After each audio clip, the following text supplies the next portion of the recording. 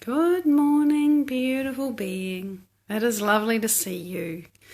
Inside, out of the damp and the cool. The cool is lovely, the damp is lovely, and the heat is summer. It's a blessing.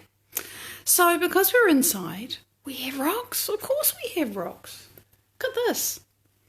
This is quartz, and I hope if I hold it still, the camera will show the detail and you can see it. Because I've noticed if we do things quickly, that the camera doesn't show the detail. But look at that, it's got all these, it's very shiny, but it's got all these little crystals growing into and out of this wonderful thing. I think it's got a little rainbow in it somewhere too, but I can't remember where. And it's just a beautiful piece of quartz that a dear friend gave to me once. Look how clear the point is. And even, the bottom part of it's not very misty either. It's just beautiful. So I'm very fond of this one. For lots of reasons. Look at that. All the little crystals. Growing on the outside and on the inside. You can see them growing through. So I really enjoy this. It's just lovely to share it with you. Look at that. I don't know what the fancy schmancy name is for this kind of quartz. To me, it's just quartz. Because it kind of doesn't matter, it's like a person, it is itself. We just get to be who we are. Steph, it's lovely to see you. Oh, I've just realised, can you see that line through there? That is actually a crystal growing right through the middle of the point, and it's probably hard to see, but that's actually what it is. It's amazing. There you are, you can see it. It's actually another crystal growing right through it. So it's really beautiful to be able to see that so clearly. And here's an old friend for many. This is fluorite, right? And many years ago now I saw this on Trade Me, which is our version of eBay. And it was $70, which was like, oh, at the time. And my husband looked at it and said, buy it. So I did. Jocelyn, good morning. And that was very unusual, really, because both of us were, we had a fair amount of lack mentality. And we still have to manage money carefully. But I'm very glad that I bought it because it's fabulous. Look at that. It's just this beautiful thing. Inevitably, people see this and they say, oh, I want it. I want to put it in my pocket and run away with it. So it's lovely. Green and purple, and of course, the white bits of fluorite, that's the top. You can see it's grown in a layer and then been polished, and it's fabulous. Last but not least is this sphere, and it's made of golden calcite. And let me get this lined up for you. Obviously, see it, it brings the light through in that way that calcite does. But look, it's got these very clear, see there's a line this way and a line at this angle.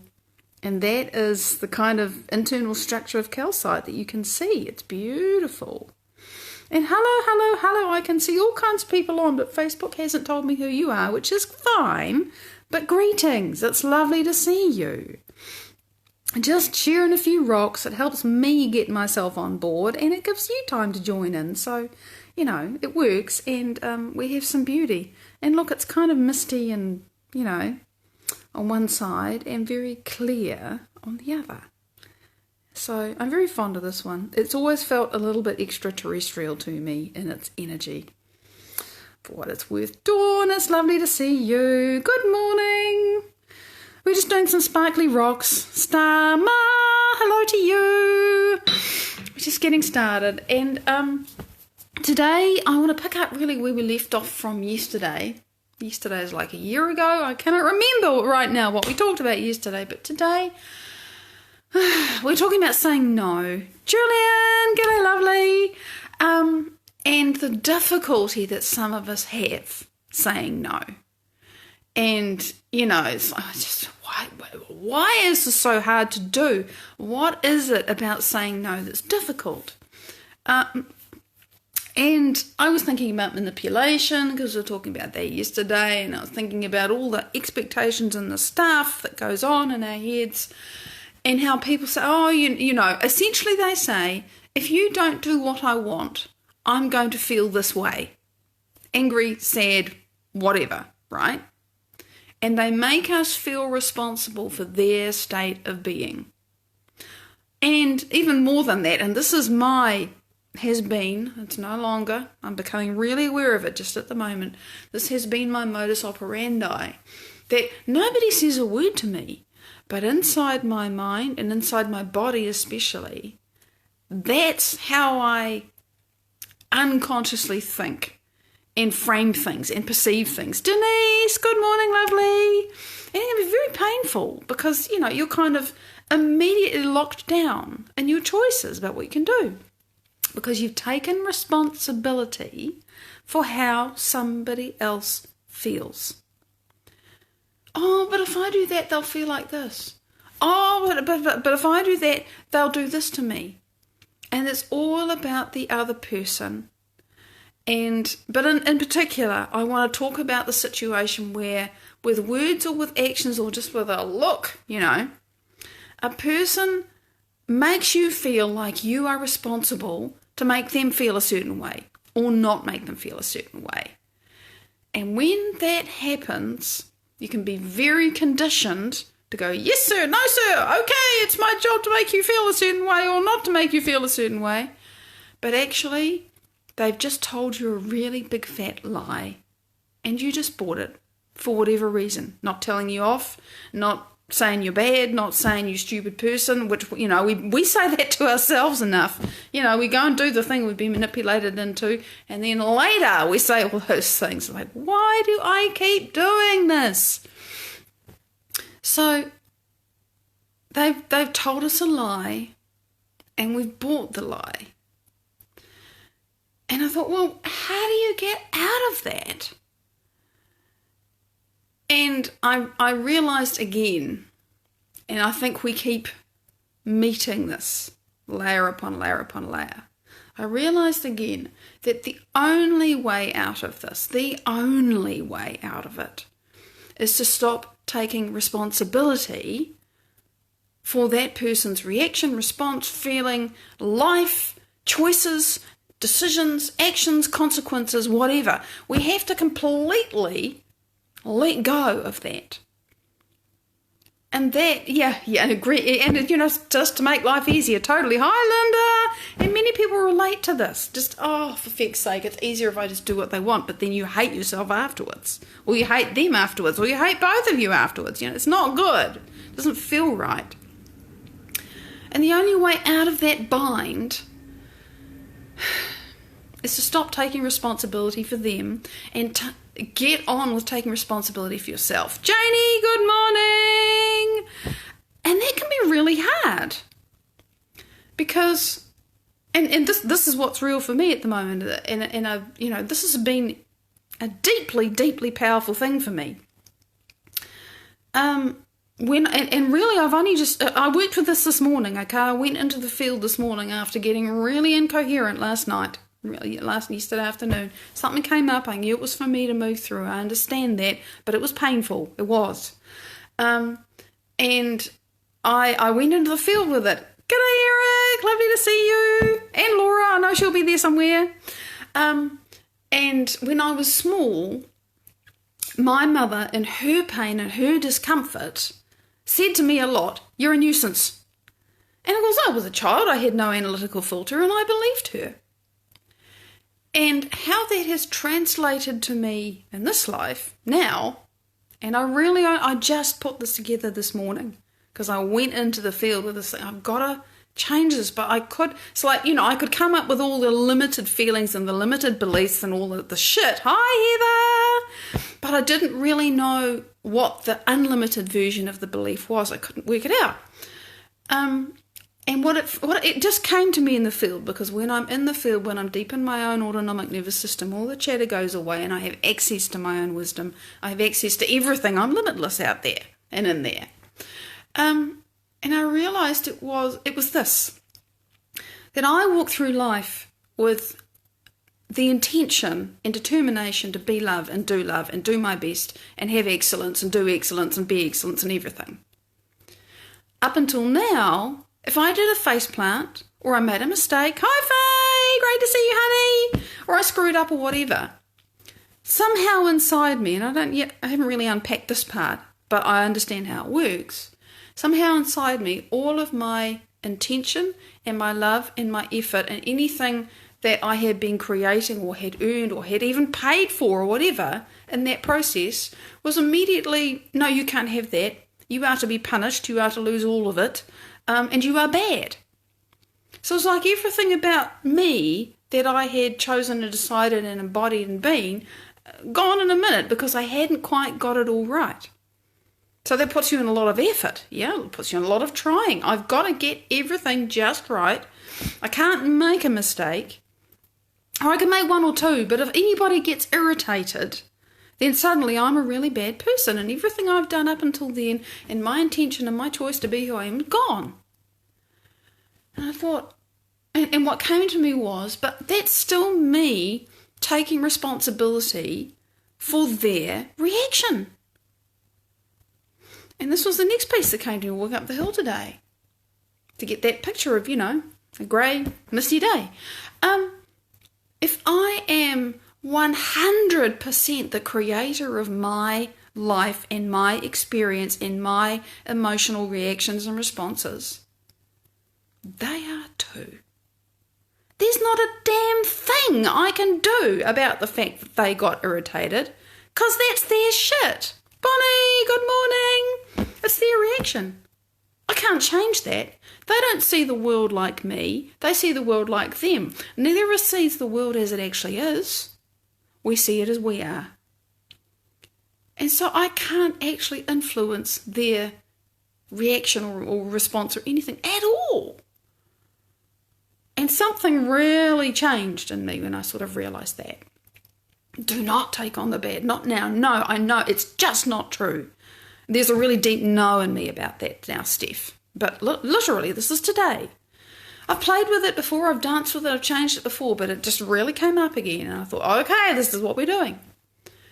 To really let go of taking responsibility for other people's state of being and stop making their reactions and their shit have anything to do with you and your worth and your okayness and your intention and your desire and what you're trying to do and be. It's a deep dive sometimes. But that is the way out of the trap. For me, that is the way to stop feeling often these created and imagined strings that get pulled for me, because I don't have people in my life that try to pull stuff over me. If they do, it's like, piss off, go away. I don't have those people in my life anymore. I did.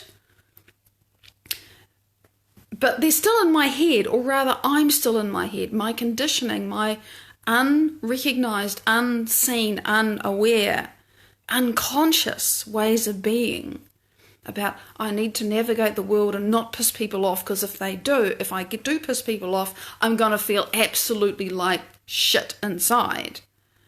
I still meet that because it's me, okay? Nobody can change that. The person out there was probably just doing their thing. Just being them, having their own programming. But I respond to it that way because that's how I perceive the world. There's just, my experience and what I'm trying to do and be and who I'm choosing to do and be is not reflected, has nothing to do with that other person's stuff, whether they see me and love me and want to work with me and support me or, collaborate with me or whatever, or whether they're trying to make me do what they want with no thought or care for what's right for me. It's got nothing to do with me. And it's kind of like, a light's going on in a different way, because I've been a long time, no, don't you try and push me around, go away. I've got pretty firm boundaries, I know how to say no. But this is something that's been inside me and extremely limiting. And I wasn't really aware of all of this stuff when I crafted yesterday's live, by the way. So you see how synchronous this all is. So, okay, and I'm thinking, well, how the hell do you let go of this when you can't see it? You have to start paying attention. Oh, great, you should be pushing up daisies. Yeah, well, we know that she, your mother had some shit going on. And again, it had nothing to do with you, Linda. It's zero to do with you. You, like her, were an expression of the divine observer coming into physicality to have an experience. And the fact that she couldn't perceive your beauty and your protection, your perfection and your gorgeousness as a young child, because she'd been so beaten up herself in her own mind, Emily, great to see you, has nothing to do with you. But when you're a child, of course, you have no analytical mind, and so you think, well, there must be something wrong with me because this crazy person in my life is throwing shit at me all the time. I must be doing something to justify this. Because the brain's job is to make sense of our environment and the information that we get in. And you just don't have any filters really until you're sort of 10, 11, 12. About 12, you've got an analytical mind by then. Certainly up to 7, there are no filters. It just all goes in. We think this is who we are, Yeah, of course it's not allowed, Bonnie. Of course it's not allowed. But, the biggest abuse that we do is inside our own heads and we don't realise it. Nobody's been abusing me. None at all. And my dear mother, oh my God, bless her. I know what she was dealing with. She had significant metal toxicity. Guess what? I've had significant metal toxicity. I had those black fillings before I got them all changed out. And then the real fun started a few years later when I started the detox.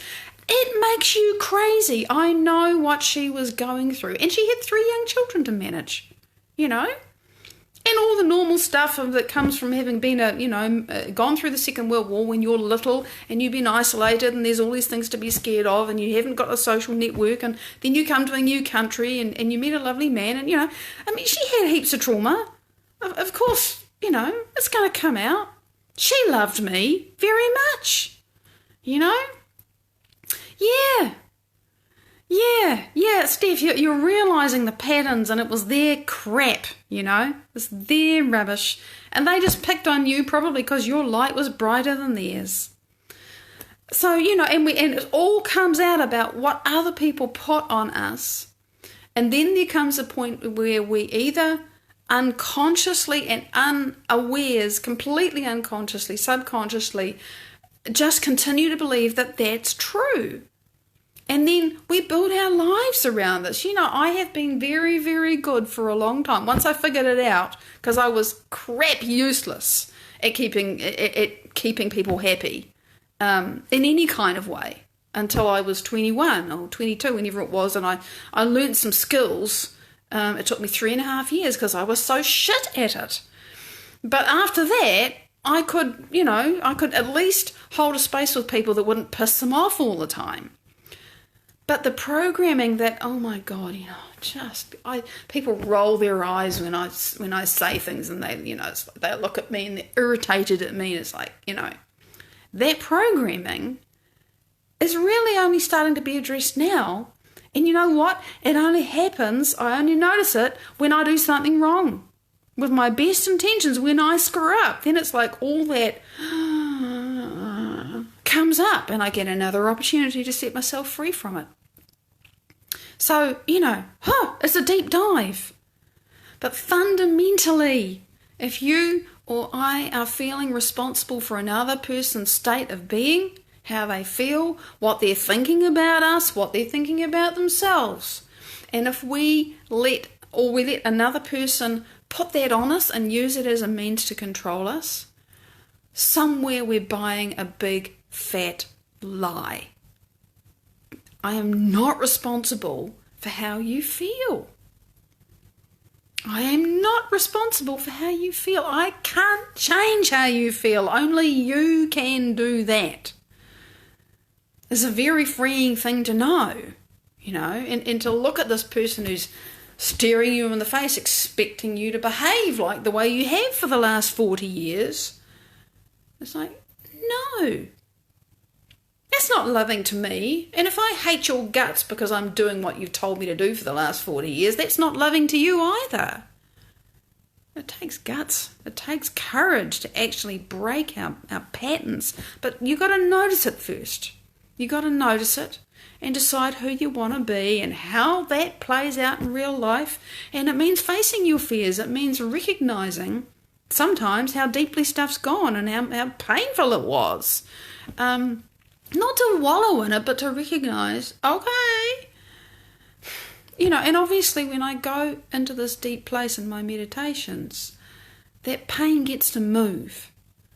It's something I absorbed recently, just a comment in passing from somebody telling their story of how they changed their lives doing the same work that I'm doing. And they said, they released a lot of pain from their body, and they had this realization. It was something that Joe Dispenza says and teaches. He says, pain isn't pain, it's just separate from love. And when it gets to go back to source, when it gets to go back to love, it stops being pain, it just goes home. It's just separation. And I felt some of that. I thought, oh yeah, I've just got separated in myself from the truth of me, and I've got separated from the limitlessness that is the source, and that everything's available to me. And yeah, so this is me in flux. There's a certain amount of confusion. There's a certain amount of chaos, because you know what? You've got to have confusion and chaos if there's change. If you know where everything is and everything's settled and nothing's changing, nothing is new in your life, yeah, what a great thing to realise that their eye rolls are then saying, I don't understand this person. Their shit, not yours. Desislava, it's lovely to see you. So it's a real journey to stop taking responsibility for anybody else and take very deep responsibility for yourself, and realise that you can do the number on your own head. You don't need anybody else to manipulate you, because you can manipulate yourself without realising it. It can be very unconscious. And if something pings you and you feel that, to realise that there's something going on, and you might just have to sit still and be with it for a little while to realise what it is. But don't analyse it. Start to imagine who you want to be instead. That's always what I do. So I'd love to know. I'm looking forward to seeing all your comments later. Obviously, I can't respond to them all now. But this is a great topic, and I'm looking forward to sharing more of it with you later. Big love. Bye-bye.